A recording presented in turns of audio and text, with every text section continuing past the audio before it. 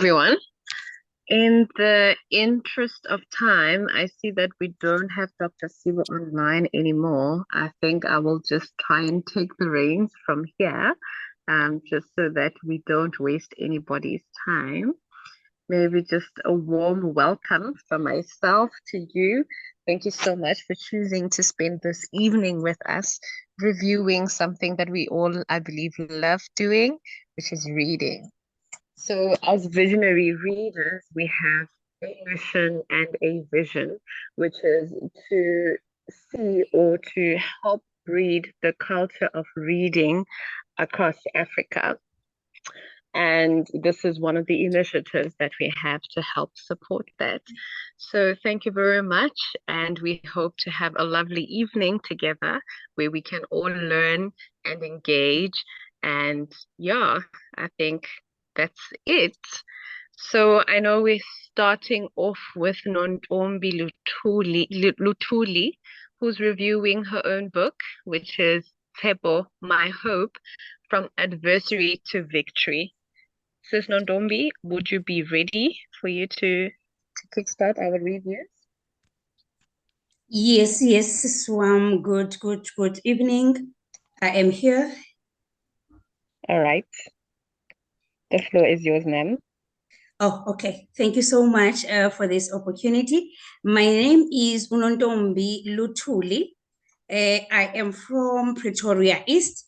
Yes, but basically I'm from Cape Town, and I am the queen of Batopili principles, the queen of resilience, and the queen of action. Please forgive me if I'm faster, because it's my first time doing the book review on this platform. However, I will try my utmost best. Tap My Hope is my book that I have launched 2022, 2023. It's a book that is talking about the healing process of Unondombi Lutuli. Unondombi Lutuli has been through a lot in her life, and she's a survivor. Writing this book helped me a lot. It helped me to heal as well and to find myself who Nondombi is. So this book is about a true life journey of Unondombi Lutuli.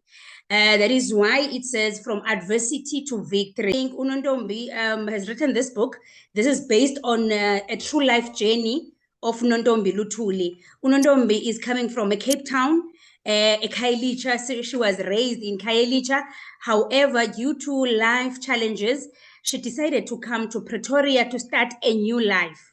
So in 2021, I came to Pretoria, where I was evicted from the house in Cape Town. I had to come with a GPS to Pretoria. I had to start a new life in Pretoria. So far, so good. My book is also nominated in Cape Town. I'm going for the awards, which is it's nominated for the following categories: the best memoir and the best book cover, as well as a special award for the author. It is a beautiful art that I have compiled about my life journey to help other people to heal and to inspire and motivate others through my life journey, because I did not understand when I was going through the most in my life what was happening, but now it makes sense. There was a reason why Unondombi had to go through all of the traumatic incidents that she went through. And my book is themed. It's I've got 20 chapters in the book, Siswam, and the 20 chapters is talking about my life journey. And I'll just browse through the book, the chapters, because it's about 20 chapters. So chapter 1, it's about growing up in Khayelitsha. I grew up in Khayelitsha, which is, it was a warm family vibe. And I grew up in a nice community in Khayelitsha. And then chapter 2 is talking about it takes a village to raise a child. So I encountered 2 rape incidents in there by close family members.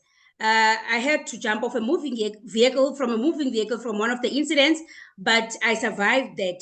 So my question here, does it take a village to raise a child these days? I am saying no, because even now we are having challenges of the children that went missing Just yesterday, there's a child from KZN. It was her birthday. She's been missing from the 2nd of February. So it doesn't take a village to raise a child anymore, because you cannot trust the same village. Chapter 3 is talking about my father. I have experienced gender-based violence. My mother was stabbed by my father in my presence from the back, and she survived that, even though she was hospitalized in ICU. And chapter 4 is talking about cruelty of divorce, which is very disturbing. And chapter 5 is talking about the woman in blue, where I was a police officer. I worked for the IPID. I worked for the Western Cape Ombudsman. I worked for the Department of Community Safety. And I'm currently working for the Civilian Secretariat for Police. So I've been dealing with all these cases of rape and murder and the people as well. So it is my calling. I'm calling this as my calling. Theme 3, which is the very painful chapter of my book, it's witnessing my uncle's death. My uncle died while I was giving him food. Witnessing my brother murdered. My brother was murdered at home in Khayelitsha. It was an armed robbery. The same firearm that killed my brother was pointed directly at my head, and he died while I was with him. So chapter 8, it's my true identity dilemma, whereby I became aware about who Nontombi is when my mom was very ill in 2016. She was very ill, and I had a problem of bedwetting, of getting sick all the time. However, my mom called me to a room in 2016. She was very sick, and then she told me about my true identity. I must say I was shattered and I was broken by that. And then she told me how I was conceived. But yeah, I had to accept that because it was beyond my control. And chapter 9, it's witnessing my mother die. My mother died in 2017 while I was cutting her nails. Talking to her, she just took her last breath. And then chapter 10 is talking about my child drowning. My stepson drowned in my presence. He was 21 years old, and it was a very painful episode of my life because I was accused of killing him. I was accused of killing him as a stepmother. I wasn't allowed to attend his funeral as well. And there were sangomas involved because I'm a stepmother. So a lot has happened in there. Now, theme 4 is talking about the joy and pain of marriage, of which is I had a lot of challenges in my marriage. I was married for 14 years, and I tolerated emotional abuse, and I was getting hurt in that midst of everything. And Unondombi was playing a psychologist role without qualification, because I was all about, he's going to change. He's going to change. Let me just be a wife and tolerate. But I tolerated something that was not there, because the love that we had, it was 80-20%. But Unondombi decided to stay in a cage where it was not even locked, and forgetting about herself, that she's hurting herself in that process. However, I thank God that I have survived that. And chapter 11 was this love. What is love? And then chapter 12 is talking about the complexities of marriage, because red flags were there. But I decided to ignore those red flags because I was playing this social worker role without qualification. And I was not filling my cup. I was filling other people's cup. But my cup was getting empty day by day. And then I'm talking about the signals of collapsing marriage. As I said, there were red flags, but I ignored the red flags. And the final curtain, I had to take a decision prioritizing Unondombi. So in 2020, October, I decided to quit the marriage of 14 years, 11 months. I did that over the phone.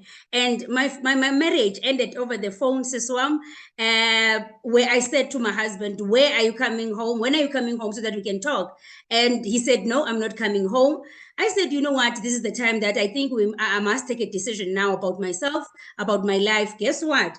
His response was, whatever decision you are taking, I'm on it. So that was the end of a marriage of 14 years, 11 months until today. But I thank God I have survived that, because it's all about acceptance. So chapter 15 is talking about Mama Zala, and I had to write a letter to my mother-in-law. Chapter 16 is talking about a broken person hates people who loves them unconditionally. This chapter is dedicated to my ex-husband, because if he doesn't accept that he's got a problem, he doesn't acknowledge, he doesn't admit, he will keep on hurting people that loves him unconditionally, including his own blood, including his own children. So how I wish that one day he will read this chapter and then come back to his senses for the partner that he's with now, for his children as well, for the people who loves him unconditionally, because he will keep on losing people in his life if he doesn't admit what is bothering him and dealing with whatever problem that he had in when he was like raised. So I'm talking to him in this chapter and the others that is not easy to accept or to acknowledge that they have a problem. And then chapter 15, theme 5 is talking about reinvention. I'm talking about, I had to apologize to my child, my one and only son, because remember, we forget abandwana behind when we are going through process of divorce, and they are getting hurt and they are affected more than us. So I had to write a letter to my son apologizing that I had no option. I had to quit this marriage. Not that I didn't weigh my options. Yes, he was part of my priorities. However, I had to quit. Chapter 18 is talking about history informs the future. And then chapter 19 is talking about healing process. Nondombe, how did you heal? I had to accept that what is beyond my control. I started jogging, I started writing, I started singing and dancing, fulfilling my soul. How Unondombe survived. That's how Unondombe survived. So it helped me a lot. That's basically my book, Tsepo, My Hope. And then Tsepo, the title is my son's name. I named him Tsepo when he was born, and I never knew that he would become my hope when I was going through the most in my life. Thank you so much, Siswam. That was my book, Tsepo, My Hope, from Nondombe Lutuli. Thanks, everybody. Thank you so much for that lovely review. And I think you also touched, because I was also going to ask, how did you heal from all of that? So I think it sums up everything very nicely at the end. So yeah, thank you so much. Do we have, and all the best with that award. We really hope that you bring it home. Do we have any questions? All right. Maybe one more thing that was, maybe you could maybe elaborate on, how could we get a hold of your book for those that are interested in reading? Okay, thank you, Siswam, for this. My book, you can just contact me on 068 082 8320. It's 068 082 8320. For now, currently, the book, it's only hard copy that is with me. The book is 250 rand, and I do courier the book as well for 60 rand. But you can contact me on 068 082 8320. Thank you so much, sis. Lovely. Thank you so much. Can you maybe please also just add it in the chat? Okay, I'll do so. Thank you. All right, cool. Then moving on to our next book review. So, okay, no problem. Then I guess that brings us to you then as our next reviewer to review Africa is Open for Business. Hey, thank you so much, Madam MC. I hope you can all see me and hear me. I'm having network challenges today, but I'll try my best. If at any point I'm frozen, please let me know so that I can maybe switch off the video. But I'm excited this evening, fellow visionaries, to be reviewing this book entitled Africa is Open for Business by Victor Khumalo. I don't even know where to start because this is a jam-packed book, but I thought maybe for this review, let me just try and make it relatable, considering the fact that most of us in this club, we are South Africans. Number one, we all know that as South Africans, we are currently facing a challenge of load shedding. And the book itself now, it kind of gave me ideas in terms of what could be the possible solution, not only in South Africa, but the rest of the African continent, of how to, as a dark continent, to make it as an Africa that is full of electricity in each and every corner of the continent. Now, the two solutions that I saw in this book are basically presented in a form of hydroelectric power. This is actually clean energy, since now we're living in the sustainable development where we're moving towards the renewable energy. So hydroelectric power is one of them. Nuclear is one of them. As maybe now popularly known, we also have like the the solar panels, as well as wind turbines. Those are all forms of clean energy. With this book now, one interesting fact, especially when you're trying to look at the bigger picture in terms of how to solve this energy problem in the African continent, there are two countries. This is Ethiopia and the Democratic Republic of Congo, whereby each of these two countries have the capacity to take the African continent out of this problem of darkness. So just to give you context, Ethiopia itself is basically, they have this project that is called the Ethiopian or the Grand Ethiopian Renaissance Dam. So this dam, first and foremost, the reason why it could work, the author is saying it could work, is because Ethiopia is located in the highest elevation in the entire continent. So hydroelectric power works in a way that if you have, let's say, a waterfall and you have huge volumes of water falling down that tall or long waterfall, then that's how these engineers, they try to channel that energy from that falling water into clean energy called hydroelectric power. So to give you context, Ethiopia on its own, it has a capacity of providing 40,000 megawatts. And apparently, just to give you context, like I said, the African continent, it can change its status of the dark continent by only if we can have one huge project that can provide 20 megawatts, 20 megawatts of energy. So this means Ethiopia, with its capacity or potential capacity to provide up to 40 1,000 megawatts, it can solve all of Africa's problems. So that's one problem. But the challenge is, remember, Africa is plagued with corruption. So the leaders, through these negotiations with other companies that might want to kickstart this project, there's basically contract disagreement. So that's why the project hasn't gone far. But apparently, there has been some works in Ethiopia that was started, but unfortunately, due to these political discussions that never materialized at the end of the day, only they were able to generate up to 6,000 kilowatts. And then they were selling that electricity to the neighboring countries. That's one example. Now, moving to DRC, in DRC, they have Grand Inga project. This is also another huge project which has the potential to generate not only 40, but up to 45 megawatts of electricity, clean energy through hydroelectric power. So those are the two countries that have the potential to actually solve the problem of energy in Africa as a whole.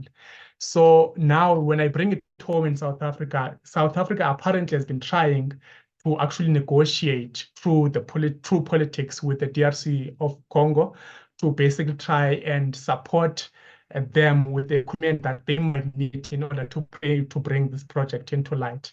But the book itself was basically written between the period of 2007 and 2014. So I'm definitely sure there has been some more developments from the period of 2015 up until where we are now.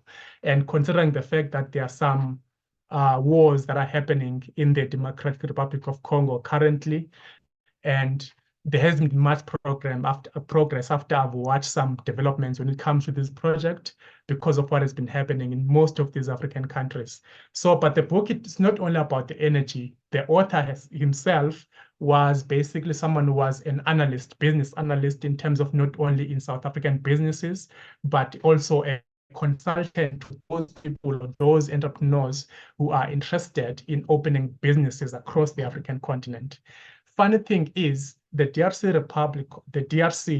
Democratic Republic of Congo, is known, and this is for a fact, as the richest country in the African continent. In fact, if not in the entire world. This is because of the huge or large amounts of minerals resources that the country possesses.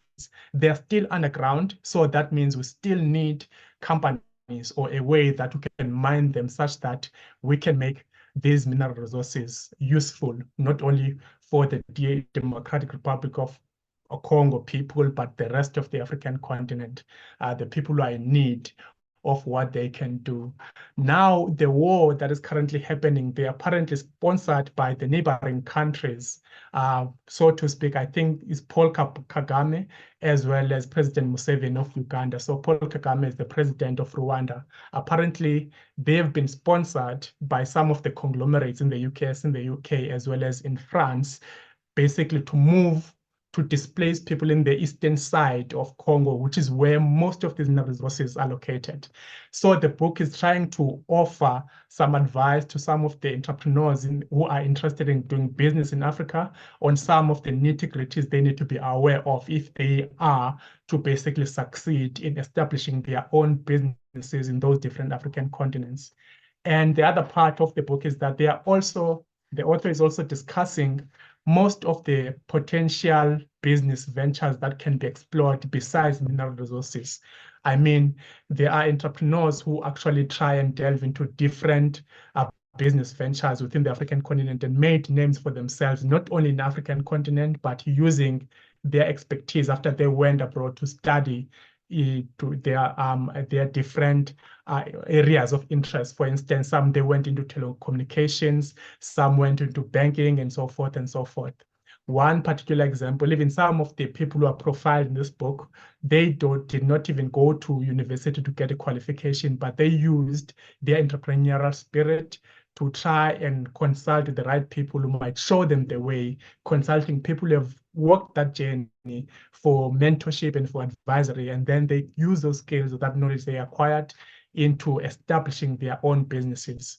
I mean, now through this book, some of the people who are profiled is our very own Petrus Motsepe, who is the current owner of Mamelodi Sundowns, whom is popularly known in South Africa as someone who's made his name through mining. And some of the names are maybe the Nigerian businessman Aliko Dangote, who's made his name by establishing a company that is producing cement. His company has a capacity of producing cement more than any other cement producing company in the entire African continent. So the list goes on and on.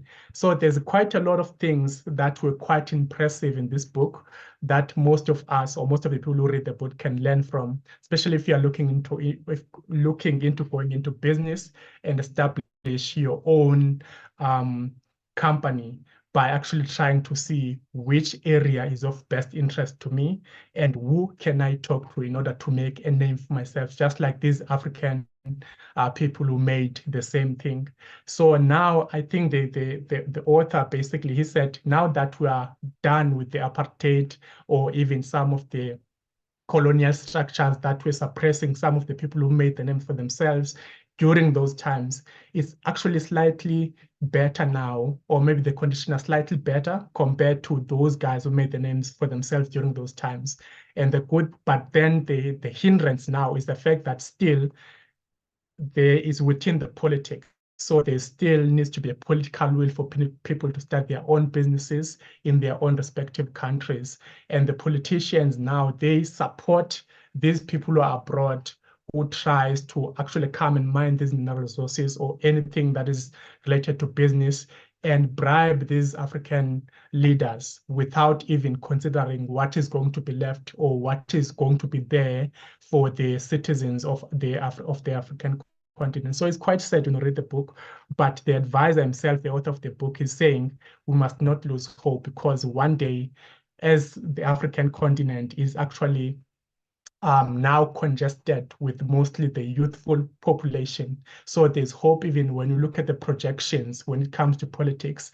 There are high hopes, especially when you look in South Africa, of new parties that might come in or through maybe this joining of forces with different political parties.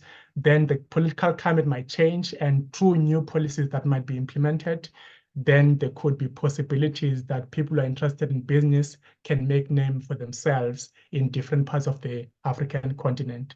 Until then, let's just remain hopeful and opening our eyes and ears and study as much as we can the area of business that we'd like to explore so that when those opportunities open, we are armed and know exactly where to go and what to do and who to talk to so that we can also be successful in our own business venture that we want to explore. I think I'll stop there for now, but there's so much to talk about. Back to you, Madam MC. Wow, thank you so much. Can we all please unmute and give Tika, you have unmuted yourself. Do you have a question? Sorry that you saw me. Yes. Not a question. I just really think that it's an amazing book.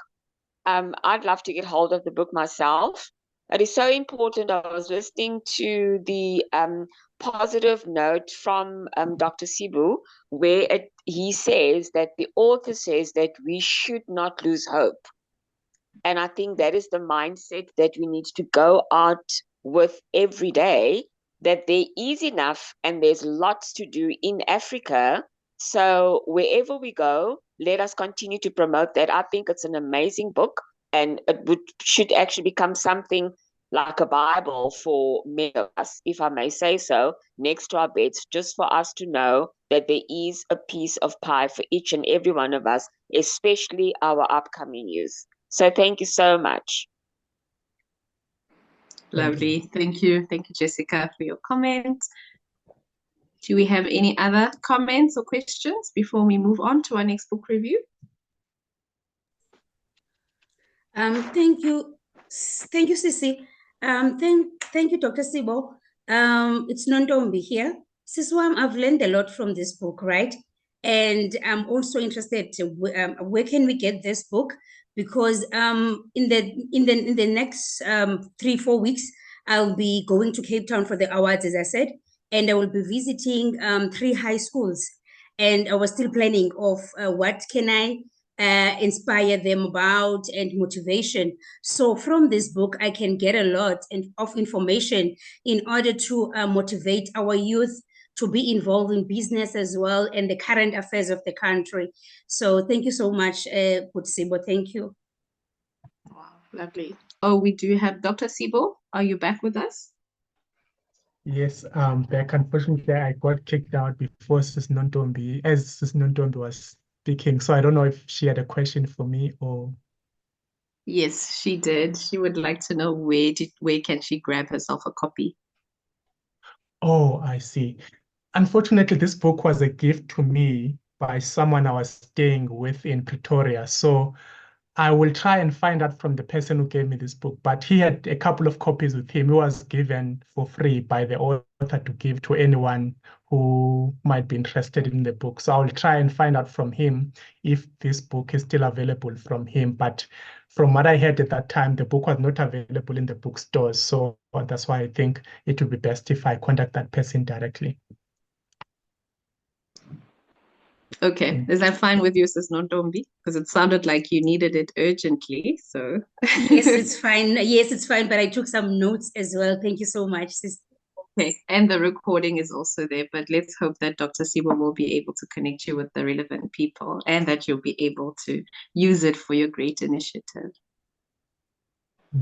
Dr. Sibo, I don't know if you would like to introduce Busisekile. All right. Yes, I'm looking at the bio now. The interesting part for me, Sis Busisekile, is this one. She says, I'm a writer. I bleed on paper. I heal with words. My light shines brightly in blank ink. It took a while for me to accept that intrinsically that this is what and who I am. It's not a hobby. I write for a living. Once I accepted that calling and who I am, I became lighter, happier, and I live and breathe books. I guess with what she just shared as the author of 9 books, you can basically believe that this bio is basically describing her accurately. And I can't wait to hear more from your review in the book that you are currently reading, ma'am. Let's not waste any further time. Please take it away. Okay, so Fallen Candle is a story about Emihle. It's a story about a young widow refinding her light, or finding herself again after the death of her husband. So Emihle got married young, and the reason why she got married really was her father died when she was 16. And when that one protector that you have is no more, so she leaned on her boyfriend, and sadly or unfortunately she fell pregnant. And because the father was no longer there was no one to protect her, she ended up married to this guy called Buto. So in their marriage, Buto was in South Africa, and he left Emihle in his home in Cholocho, Cholocho, which is in Zimbabwe, while he came to South Africa. And she was the Makoti, she was brutalized by her in-laws, especially her mother-in-law, as is usually the case with a lot of, I think this book highlights one of the side effects of immigration. A lot of times when the husbands come to South Africa, to the UK, to Namibia, or wherever, to look for jobs or to look for a better future for their wives, they leave the wives at the mercy of their families. And a lot of times those young wives are often brutalized, are often abused, are often, and unfortunately, Buto also dies, and when he dies, the one good thing that he does for her is he leaves some of his properties to her, and now the family says, if you are going to get this because these belong to our son, then it means you have to be married to his brother. It's a tradition that I think it's there in the Zulus as well as the Ndebeles, Zimbabwean Ndebeles, ukungenwa. So she was now supposed to ukuthi angenwe by the brother-in-law. And as someone who had already given up a large portion of her youth to these people and who had suffered at their hands, she thought, I would rather die than be married and still be in this family, because this was supposed to be my freedom now. I'm finally free and I have to start a new life. But now tradition is still trying to, encage her or incapacitate her. So she ran away. She ran away with the help of her sister-in-law. She ran away and she came to South Africa. And when she comes to Johannesburg, it's sort of now she's trying to find herself. Because remember, before she became a wife, she was her father's daughter. And soon after that, she became a wife. So she is someone who had never stayed on her own before, someone who had never worked, someone who had always been under a man in a way.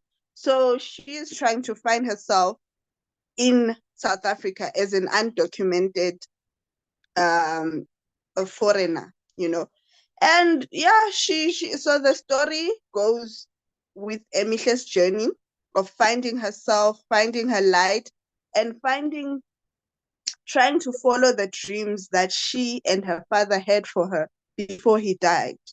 And so it's filled with a lot of culture. For the Ndebeles, it has a lot of history.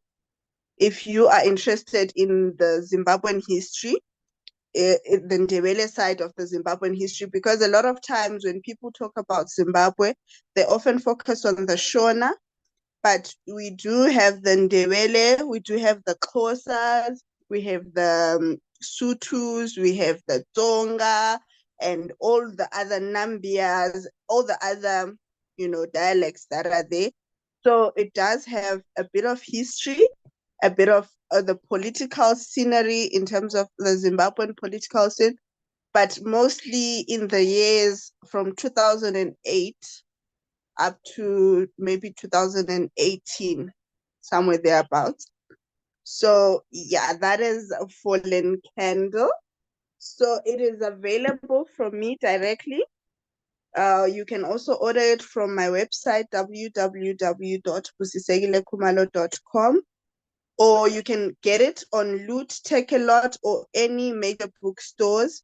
It is also available on Amazon. It's also available for free reading on Kindle Unlimited. I hope I summed it up well. One thing about being a writer, we can never really summarize. We end up telling you the whole story. But yeah, that is Fallen Candle. Lovely. Thank you so much. Thank you so much for that very great review, very enlightening. Do we have any questions for Busisekile?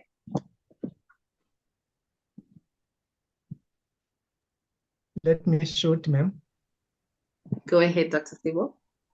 So before maybe other questions comes in, I think the most important thing, I think I would love to have some of your books, knowing that you breathe books, you write books for a living. This is not just a hobby for you.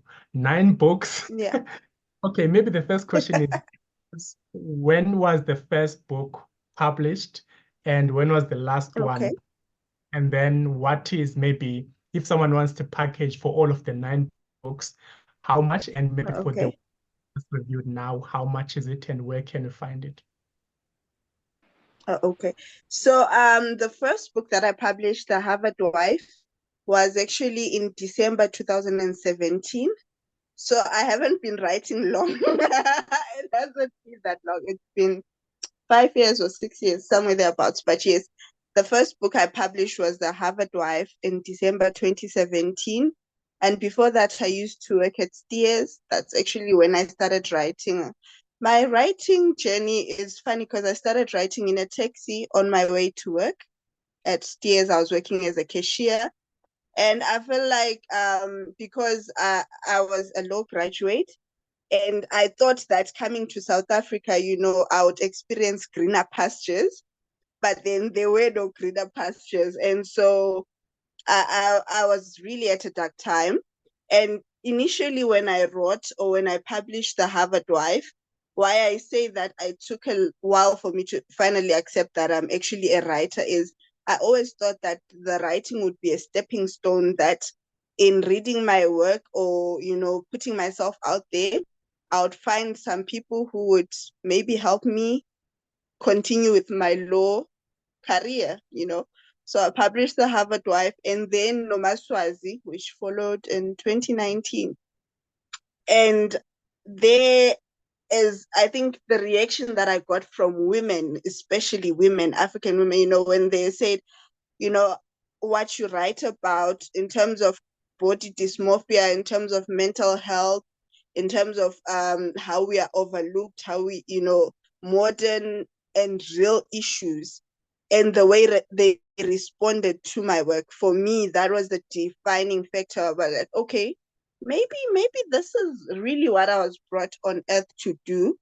And so I've been writing ever since. The last book that I published was Sunshine and Shadows. That's last year. So last year I published 3 books. So yeah, and this year I'm going to be publishing my 10th book, which is Rubies and Rain. It's supposed to be coming out around May, or so I write full time, which is basically why I'm able to write and publish as much. And package deals, I offer specials every month. Like I know that now in February I have a running special which ends on the 29th. And unfortunately, there are some books that I do not have in stock right now, like The Harvard Wife and Lola's Heart. They are currently being reprinted. So I probably will have them. And if someone wants, but it would have to be on back order, so that it might take a week or two for me to get the books from the printers. So I usually do offer a discount. Like if you're going to buy more than 5 books, I offer you a 30% discount. And my books retail for 289. So I usually offer a 30% discount, and I do have packages if you want, because some of my books are series, and some of my books like Fallen Candle and Nomaswazi, they are standalone. I hope I've answered the questions that you asked. I think it was 2 parts, right? Yes, correct. I think I'm happy with the answer. Okay. So if I'm correct, Noma, the Fallen Candle now is 289 and is available in stock if anyone in the call wants to order a copy. Yes, but currently I'm running a special. So for now, you can get it for 260 including delivery from now until the 29th. So it's 200, then 60 rand is delivery. So you can get it for 260 including delivery from now until the 29th. I run the specials almost every month. So it's fine if you miss it this month. I'll probably have another special next month. So yeah. Okay, I'm happy. I will contact you privately, Sis Busisekile, as well as Sis Nontombi regarding your books. But if other people are interested, they will basically let me know, and then I will connect them with you, with the both of you. Thank you so much. Thank you so much. Are there Thank any you. questions? Yes. I was about to ask if we have any more questions, remarks, compliments. Anything is welcome. Okay, Siswam, thank you so much. It's Nontombi here. It is an honor. Busisekile, I said Busisekile give me like already because I thought I was jumping the guns because Tsepo My Hope is my first book, right? But now I'm busy with another book. I thought maybe, hey, I'm rushing in writing because this passion now is in me. I love writing. When I'm sleeping in the morning, I just wake up and write, even on my phone. So I said, okay, there's someone like me writing a text scene. So I'm writing about a young boy now who's abandoned by a father. And I started in December. So I thought I was writing a follow-up book about from Tsepo, but God decided. So I'm writing about a young boy. The title is called Am I a Curse? So I'm inspired. Thank you so much, Siswam. Yeah, you are a legend. You are a legend already, Kumina. Thank you so much. Yeah, but no, the thing with writing is I feel like a lot of writers, especially African writers, maybe when we write our first book and we do not instantly become as famous as we think we are going to get, a lot of us just give up, you know. And I feel like that is what is different from African writers and writers like in the diaspora. Because you find an author like Danielle Still, she's written over 100 and something books, and she's still writing. I think she's in her 70s or 80s, but she's still writing.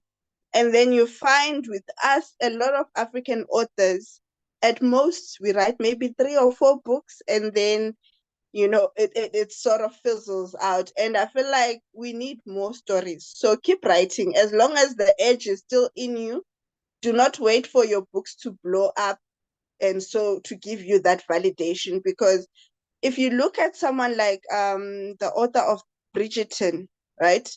The Netflix series. That series was actually released or published in 2000 and only became a Netflix series in 2020, which is 20 years later, you know. So had she given up after the first book or after then she wouldn't be having the series now. So if you can write, if you still feel that urge to write, please do keep writing. We need more African stories. We need more African writers. And don't wait for anyone's validation. And it's not an easy career, it's not. But yeah, keep writing. Thank you so much, ladies, for those compliments and nuggets. I think that concludes our agenda for this evening. So thank you very much for choosing us as visionary readers this evening. We meet every last Sunday of the month, of each and every single month. You can review a book of your choice. We also tend to have a book of the month, but everybody is welcome to review any book of their choice. And as you've seen, we also have authors in our midst. We usually have a guest author or two, like we had today. We had 2 guest authors. So we are very privileged and we always learn in this platform. With that, I am signing out.